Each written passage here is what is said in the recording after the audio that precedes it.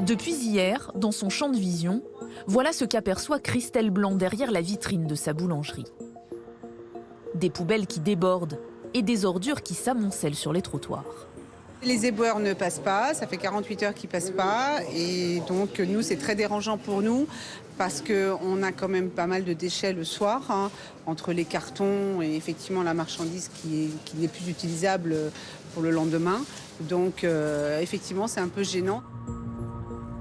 Dans 9 arrondissements de la capitale, à chaque coin de rue, le même décor. En tout, 30% des éboueurs sont en grève, ce qui équivaut, selon la mairie de Paris, à plus de 1800 tonnes de déchets non ramassés. Les riverains n'ont pas d'autre choix que de prendre leur mal en patience. C'est déplaisant et ce matin, hier soir en rentrant, je me disais tiens, les rats vont apparaître. Les sous-sols de Paris sont remplis de rats, donc là avec la nourriture entre les corbeaux et les rats, ça va réapparaître. Ouais, c'est pas très propre, hein, c'est sûr, évidemment, mais bon, après, on subit. Une situation, conséquence des mouvements de grève reconductibles. Dans les transports aussi, le retour à la normale n'est pas encore prévu. Seulement un TGV sur 3 en moyenne. Mélissa, Colin et leurs 2 filles s'en sont bien rendus compte. Leur début de semaine en région parisienne a été plutôt chaotique. On était à Disney et on devait reprendre le Ouigo à 17h le mardi et il a été annulé. On a dû prendre le RER pour aller dans Paris à la gare de Lyon, prendre un hôtel très cher. Une nuit supplémentaire à Paris et une réorganisation totale pour essayer coûte que coûte de rentrer chez eux. C'est des frais, du stress et de la logistique téléphonique. Sauf que le périple s'annonce compliqué.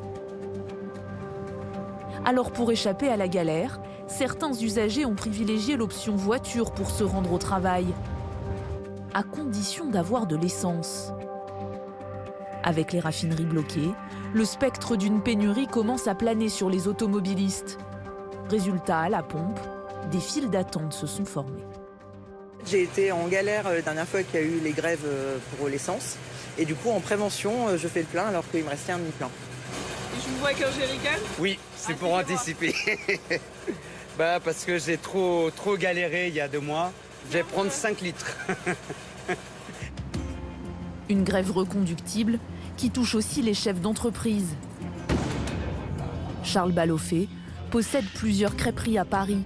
Vous pouvez vous installer où vous voulez, sur la petite banquette au fond à droite, si ça vous va ? Ouais. Installez-vous.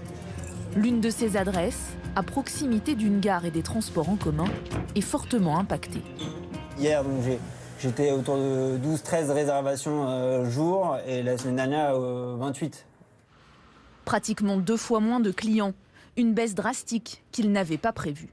Il se trouve qu'on est donc situé rue de la Gaîté, qui est une rue au milieu de la tour Montparnasse, de la gare Montparnasse, des théâtres. On a effectivement une baisse de 30 à 40% de fréquentation sur les 2 derniers jours. Depuis le début du mouvement, les commerçants des zones touristiques ont été les plus impactés par la grève. Et ils le savent, si la mobilisation se poursuit, leur chiffre d'affaires pourrait rapidement dégringoler.